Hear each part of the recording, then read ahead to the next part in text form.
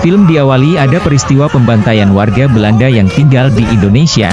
Peristiwa itu terjadi di masa lalu, semua warga Belanda ditembak mati oleh tentara Jepang.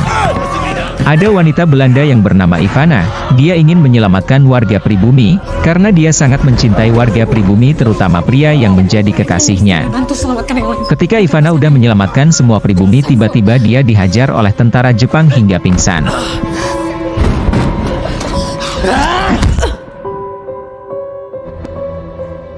Kemudian Ivana bangun dari pingsannya dan udah berada di depan tentara Jepang yang bernama Matsuya. Dia pun langsung dieksekusi oleh Matsuya, hingga nyawanya hampir tak terselamatkan. Untung aja kekasihnya datang dan langsung memukul Matsuya dengan batu. Ivana pun selamat dan mereka kabur dari tentara Jepang. Ayo cepat.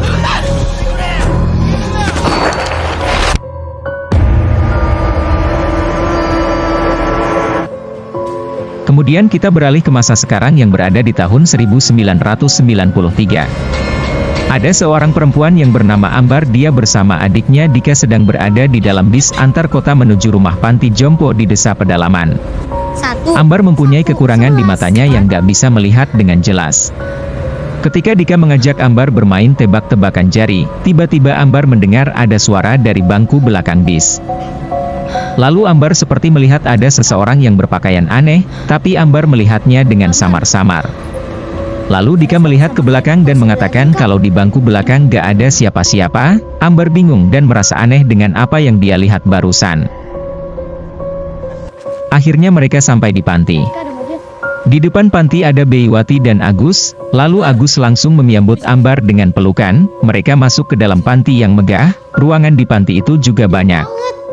Ambar memasuki kamarnya berjalan sambil meraba dengan tongkatnya, kemudian Dika melihat foto di rumah itu yang menjelaskan kalau rumah panti itu dibuka pada tahun 1970.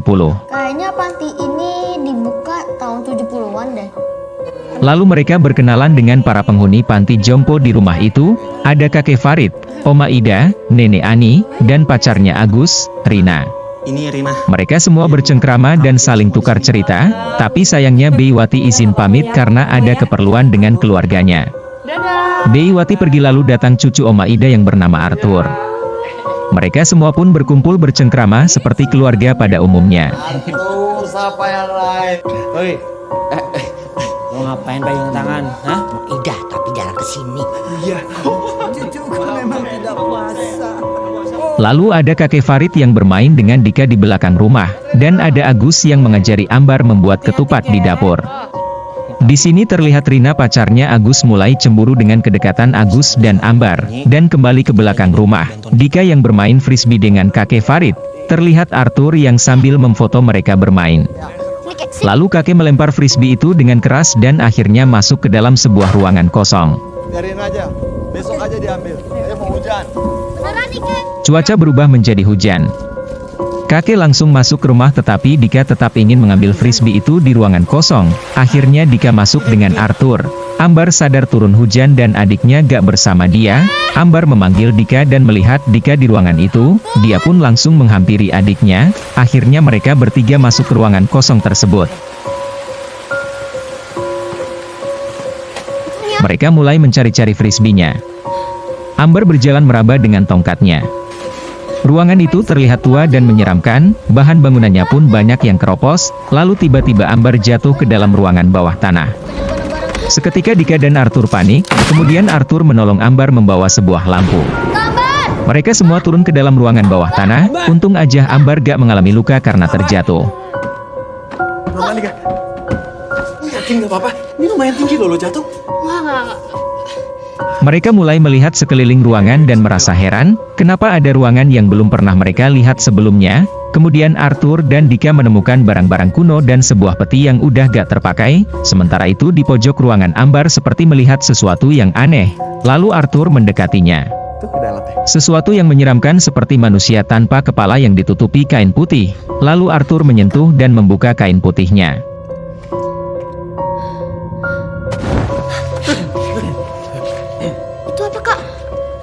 Seketika mereka semua terkejut, ternyata itu sebuah patung yang tanpa kepala. Saat Dika merasa takut dan suasana mulai mencekam, lalu datang Agus menghampiri mereka. Lalu Arthur mengajak Agus untuk melihat peti yang ditemukannya, sementara Ambar mendekati patung tanpa kepala itu yang mulai merabanya agar terlihat jelas. Enggak lah. Ada patung. Iya. Ngapain bawa patung itu ke rumah? Ketika semuanya ingin meninggalkan ruangan, tiba-tiba patung itu berdiri dan menghampiri Ambar dari belakang. Untung aja Dika memanggil Ambar. Kak, ayo. Suasana mencekam kembali tenang. Akhirnya mereka kembali ke rumah, cuaca masih dalam keadaan hujan. Agus mulai mengobati tangan Ambar yang terluka karena terjatuh tadi. Terlihat Rina yang cemburu dengan kedekatan mereka. Biar nggak perih. Sementara itu Dika dan Arthur membuka peti yang mereka temukan tadi. Ini apa ya? Dan mengeluarkan isi yang ada di dalamnya. Lalu Dika mengeluarkan sebuah piringan hitam dan kakek Farid mengambil sebuah buku harian. Dulu itu. Setelah dibuka buku itu ternyata milik orang Belanda yang dulu tinggal di rumah itu.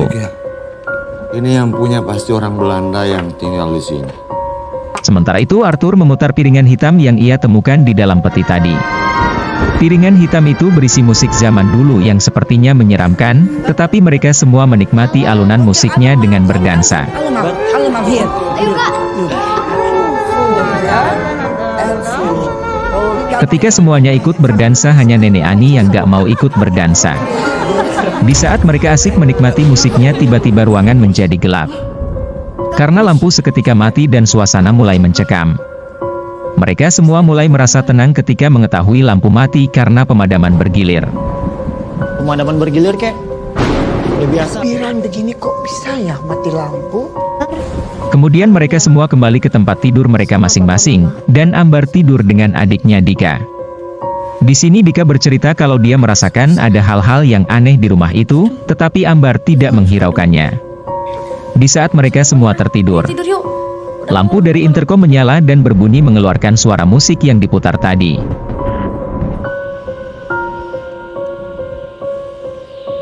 Kemudian Ambar mendekatinya dan terlihat dari luar jendela rumah ada sosok yang berjalan tanpa kepala, tapi Ambar gak mengetahuinya.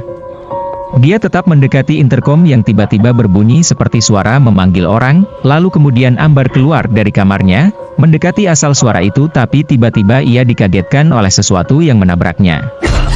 Kemudian suasana berubah, rumah menjadi terang, penglihatan Ambar pun jadi jelas.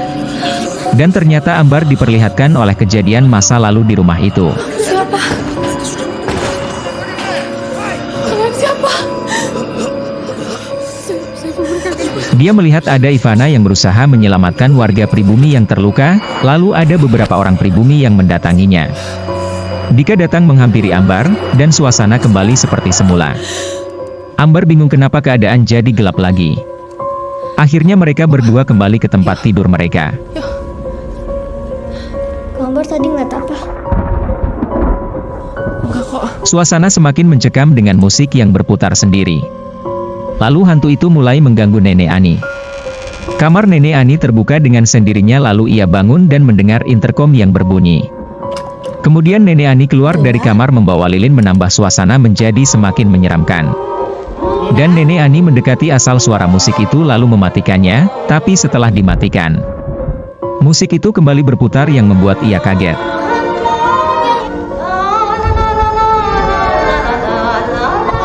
Nenek Ani mematikannya lagi tapi terlihat ada sosok yang berjalan tanpa kepala di belakangnya. Ia gak melihat sosok itu, hanya mendengar ada suara yang jatuh ke lantai, ternyata itu perabotan dapur yang berjatuhan. Kemudian Nenek Ani merapikannya, di saat ia membereskan semuanya tiba-tiba Nenek Ani melihat ada sosok hantu tanpa kepala yang mendekatinya. Ia pun terkejut dan langsung melarikan diri. Kemudian Nenek Ani keluar ruangan dan menuju ke kamar mandi. Dia mengunci pintu kamar mandinya tapi sialnya ternyata hantu Ivana udah ada di dalam kamar mandi itu. Di saat suasana yang sangat mencekam tiba-tiba hantu Ivana mencekik Nenek Ani dari belakang, hingga matanya keluar dan kepalanya putus. Nenek Ani pun mati dan gak ada yang mengetahuinya. Malam pun berlalu, hari berganti pagi. Di dapur ada Rina yang memarahi Agus karena gak membangunkannya yang membuat sayurnya menjadi basi. Sayur basi itu. Rina mengatakan sayur basi itu pertanda buruk. Kemudian Ambar dan adiknya menghampiri mereka di dapur. Ambar bercerita kalau semalam interkom berbunyi, itu membuat Rina kaget, karena gak mungkin di keadaan mati lampu interkom bisa menyala. Semalam kan mati lampu. Anehnya nggak ada yang manggil. Dan dari dapur. Kemudian kakek Farid bangun dan melihat sesuatu di ruangan tengah. Ternyata itu adalah patung tanpa kepala yang berada di ruangan bawah tanah tadi. Mereka semua heran, kenapa patung itu bisa ada di dalam rumah. Agus menuduh kalau patung itu dibawa oleh Arthur, tapi Arthur gak mengakuinya. Ketika mereka berdebat karena patung itu, ada Ambar yang mendekatinya dan melihat secara dekat. Itu bisa jalan sendiri. Ingat ini masih hari lebaran.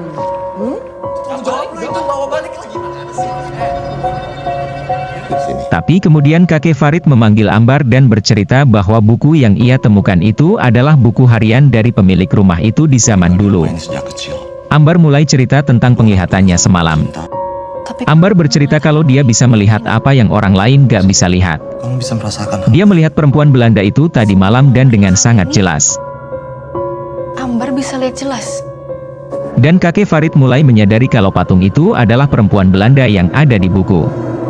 Di sisi lain ada Arthur yang memfoto Oma di ruang makan, disusul dengan yang lainnya. Dan mereka foto bersama. Setelah semua kumpul, Arthur sadar kalau Nenek Ani gak bersama mereka, dan Rina langsung mendatangi kamar Nenek Ani, tapi ternyata kamarnya udah kosong. Agus juga ikut mencari tapi gak menemukannya. Akhirnya mereka semua mencari Nenek Ani. Gak ada soalnya. Gue banget aku. Dalam depan. Ayo. Semua mencari di ruangan rumah yang besar itu, satu persatu memanggil Nenek Ani tapi gak ada tanda-tanda keberadaan Nenek Ani, sampai saat Ambar mendengar ada suara air yang mengalir lalu Ambar mendekati sumber suara itu, terlihat dari kamar mandi itu keluar darah tapi Ambar gak menyadarinya. Kemudian Ambar masuk ke kamar mandi itu, dan melihat dengan samar-samar seperti ada orang. Lalu terpleset oleh darah yang mengalir. Rasa takut yang dicampur penasaran karena penglihatan Ambar yang buram. Dia mulai meraba bagian bahu tubuh itu dan tiba-tiba keluar darah dari leher tubuh yang udah gak ada kepalanya. Ambar terkejut dan menjerit. Mendengar ada jeritan, Agus, Dika dan Rani mendatangi Ambar, disusul kakek Farid, dan Oma. Semuanya pun ikut terkejut dan histeris melihat jasad Nenek Ani yang tergeletak tanpa kepala. Suasana kembali tenang, mereka semua berkumpul dan Agus memanggil polisi. Akhirnya polisi datang, dan terlihat tenang. Polisi mengira kematian di rumah panti itu adalah kematian yang wajar, tapi mereka semua terdiam dan langsung menunjukkan jasad Nenek Ani kepada polisi. Kemudian polisi itu melihat jasad Nenek Ani, dia terkejut dan langsung muntah. Polisi itu keluar menuju mobilnya untuk memanggil bantuan karena dia mengira ada pembunuhan di rumah itu. Bantuan ini pembunuhan. Tapi dari kantor pusat gak ada jawaban, dan tiba-tiba dia melihat dari kaca spionnya ada sosok yang menghampirinya dari belakang. Di sana, Pak. Polisi itu pun takut dan masuk ke dalam rumah untuk memakai telepon rumah agar bisa memanggil bantuan. Di sisi lain ada Dika yang memberitahukan Ambar kalau dia melihat patung tanpa kepala itu berdiri, tetapi orang-orang di situ gak ada yang menyadarinya. Tiba-tiba suasana menjadi gelap karena mati lampu. Polisi dan Agus mencari panel listrik, sedangkan Dika dan Ambar mendekati patung tanpa kepala itu. Suasana yang semakin menyeramkan hujan yang ditambah mati lampu. Ketika Ambar melihat patung itu lebih dekat lagi, tiba-tiba musik hidup dengan sendirinya, padahal itu dalam keadaan mati listrik. Kali ini semuanya mendengar suara musik itu dan mereka mulai merasa heran. Ambar mendekati gramofon itu dan tiba-tiba suasana berubah menjadi terang, penglihatan Ambar pun jelas dan melihat di sekeliling ruangan gak ada siapa-siapa. Ternyata Ambar mulai lagi dikasih penglihatan peristiwa zaman dulu yang terjadi di rumah itu. Arthur dan yang lainnya gak bisa melihat apa yang Ambar lihat, tapi mereka bisa mendengar suara kejadian itu dari interkom. Di dalam penglihatan Ambar ada Ivana yang disiksa oleh warga pribumi.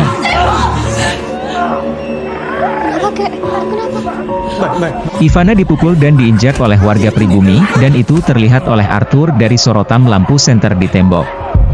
Mereka semua pun menyaksikan penyiksaan warga pribumi kepada Ivana. Lalu datang tentara Jepang yang menambah penyiksaan terhadap Ivana. Ivana berusaha melawan tapi dia malah dipukul oleh tentara Jepang yang lainnya hingga tersungkur lemas. Kemudian Ivana menatap Ambar dan warga pribumi sambil mengutuk mereka.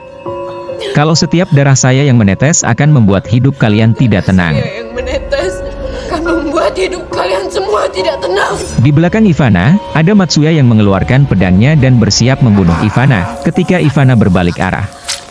Matsuya langsung menebas leher Ivana hingga kepalanya putus. Ambar yang menyaksikannya pun histeris dan berteriak yang membuat Dika ketakutan, disusul senter Arthur yang tiba-tiba mati. Kemudian ada teriakan dari interkom membuat mereka semua bingung. Ambar yang melihat dengan jelas pun langsung mengikuti kekasih Ivana yang membawa Ivana keluar.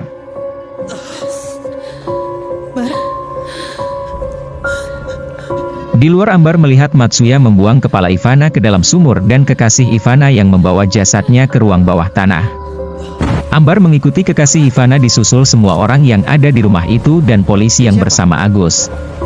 Sesampainya mereka di ruang bawah tanah, polisi melihat bayangan di tembok, tapi Ambar melihat itu dengan sangat jelas. Lalu tiba-tiba alat musik itu hidup dengan sendirinya. Kok itu bisa hidup? Di penglihatan Ambar bahwa kekasih Ivana yang menyalakan alat musik itu. Lalu kekasih Ivana mulai mendekati jasad tanpa kepala itu. Dia mulai membalurnya dengan tanah dan membuat patung. Ternyata patung tanpa kepala itu adalah jasad dari Ivana yang udah dibunuh oleh tentara Jepang. Setelah pria itu selesai membuat patung dari jasad Ivana, dia bergegas menyimpan barang-barangnya di dalam peti, dan dia pergi ke atas melawan tentara Jepang, disusul oleh Ambar yang terus mengikutinya.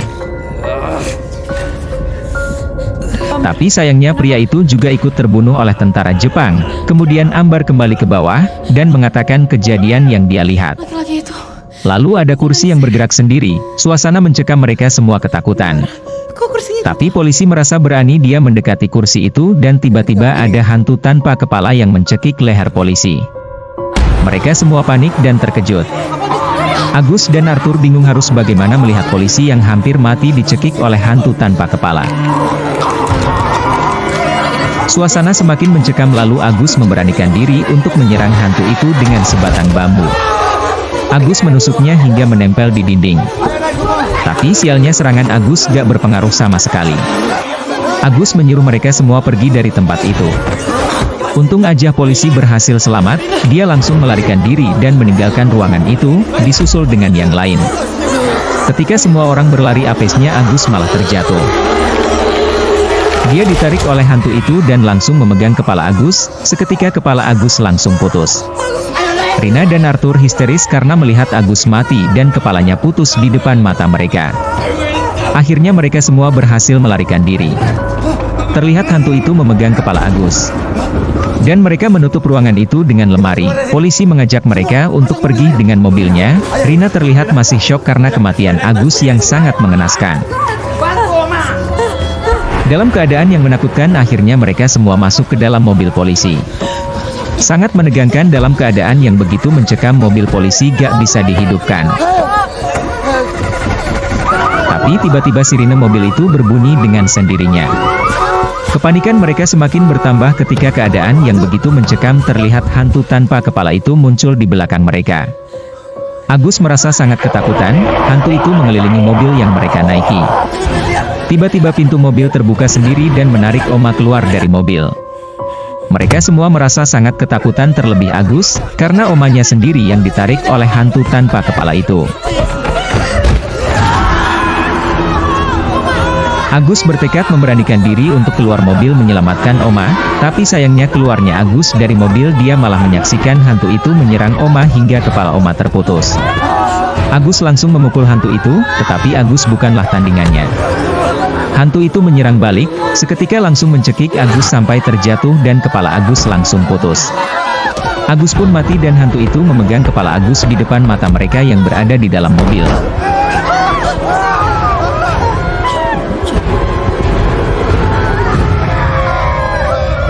Sangat mencekam dan menyeramkan. Mereka semua semakin panik dan histeris. Setelah Agus terbunuh hantu itu pergi, membuat mereka yang berada di mobil bisa menarik nafas sejenak. Dalam keadaan tenang Ambar memberi ide kepada mereka untuk menghancurkan patung tanpa kepala itu. Mereka semua setuju dan langsung bergegas mengambil patung itu di dalam rumah.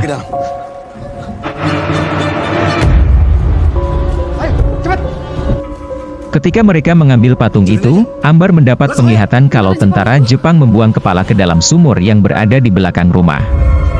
Mereka semua pun mendekati sumur itu. Ambar yakin bahwa kepala dari patung itu berada di dalam sumur. Dia buang. Ambar menyuruh polisi untuk menghancurkan patung itu dengan kapak yang berada di belakang. Polisi itu melakukannya dan terlihat di dalam patung itu ternyata sebuah kerangka manusia. Dan mereka semakin percaya kepada Ambar. Itu apa, Kak? Ambar bener patung ini. Lalu mereka berencana membakar patung tanpa kepala itu. Mereka menyiram patung itu dengan alkohol dan membuangnya ke dalam sumur. Saat mereka ingin membakarnya tapi pemantik apinya gak ada. Polisi kembali ke rumah untuk mengambil pemantik api.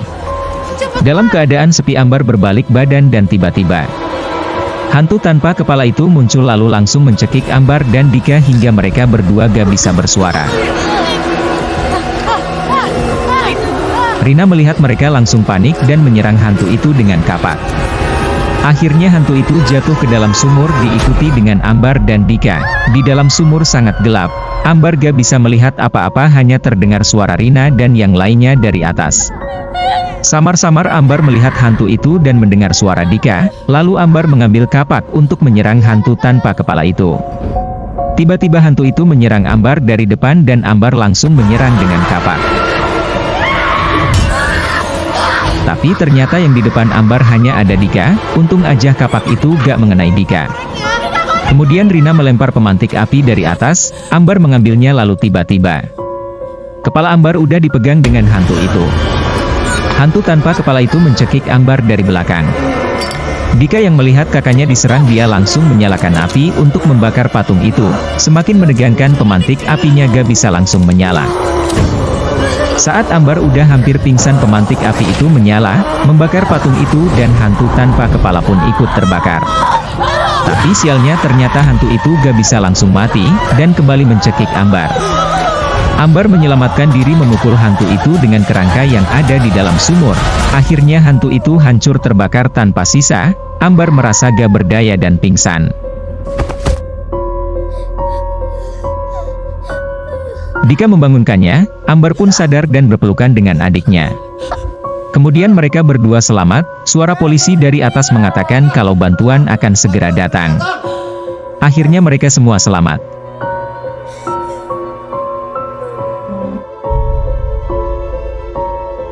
Film pun selesai. Hari udah siang, terlihat banyak mobil ambulan. Dari 8 orang yang selamat, 5 orang, polisi, Rina, kakek Farid, Dika dan Ambar. Di akhir film terlihat mereka semua pindah dari rumah menyeramkan itu, dan berita tragedi hantu tanpa kepala udah tersebar kemana-mana. Terima kasih sudah menonton.